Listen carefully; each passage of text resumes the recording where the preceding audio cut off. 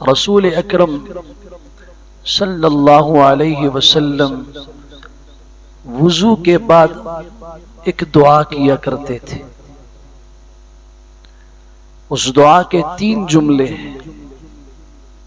اللہم اغفر لی ذنبی، اللہ میرے گناہ معاف فرما. ووسع لی فی داری، اللہ میرے گھر میں وسعت کشادگی پیدا فرما. وبارک لی فی رزقی، اللہ میرے لیے میرے رزق میں برکت پیدا فرما.